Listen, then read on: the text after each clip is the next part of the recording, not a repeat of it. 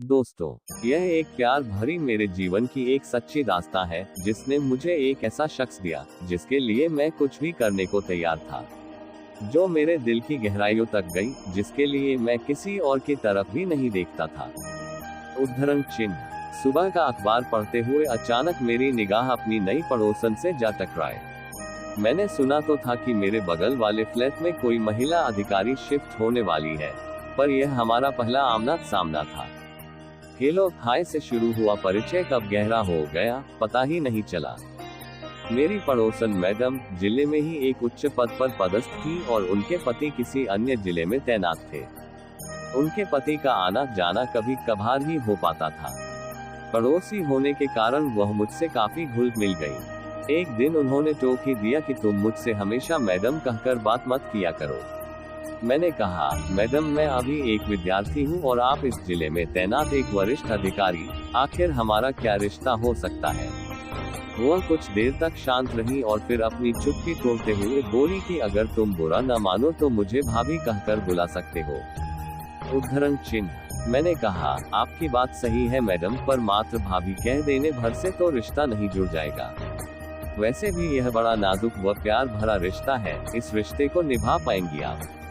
उन्होंने अपनी आंखें ऊपर उठाए और मेरी आंखों में आंखें डालकर बोली, यह जरूरी तो नहीं कि हर रिश्ता खून से ही बनता हो।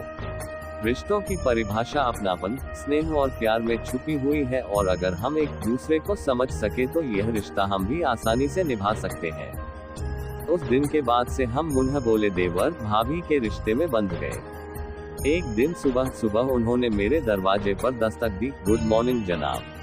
विद्यार्थी जीवन में घोड़े बेचकर सोना अच्छी बात नहीं है।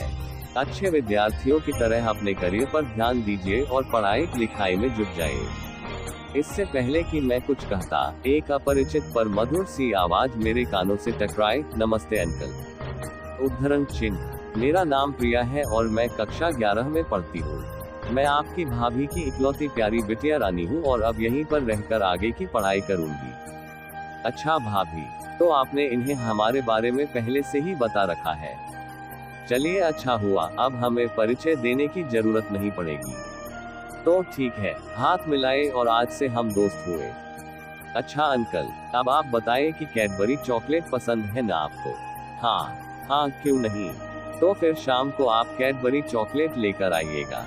चल हट बदमाश कहीं की, अभी अंकल से कायदे से परिचय भी नहीं हुआ और तेरी फरमाइशें शुरू हो गई। भाभी ने कहा, आप इसकी बातों में मत आइएगा, क्योंकि खाने पीने को लेकर दोस्ती करने में यह काफी तेज है। अरे तुम दोनों के चक्कर में मेरी चाय भी ठंडी हो गई। अच्छा तुम जल्दी से फ्रेश होकर आ जाओ तो एक कप गर्मागर्म चाय हो जाए। वक्त के साथ प्रिया मुझसे काफी घुल मिल गई। उद्धरण चिन्ह। वह मेरे खाने से लेकर बाहर जाने तक का हिसाब किताब रखती। जब कभी भी मैं देर से आता तो प्रिया दरवाजे पर खड़ी मेरा इंतजार करती रहती और जब तक मैं खाना नहीं आखिरी मुलाकात बहुत दर्द भरी डांसता खा लेता, वह कुछ नहीं खाती। उसकी मम्मी भी खुश थी कि प्रिया को बोर नहीं होना पड़ता। पर प्रिया के दिल में क्या चल रहा था, उससे मैं और उसकी मम्मी बिल्कुल अनजान थे। वैसे कुछ सोचने का कोई कारण भी नहीं बनता था। अगर आपको ये कहानी अच्छी लगी हो तो ज्यादा से ज्यादा शेयर कीजिए।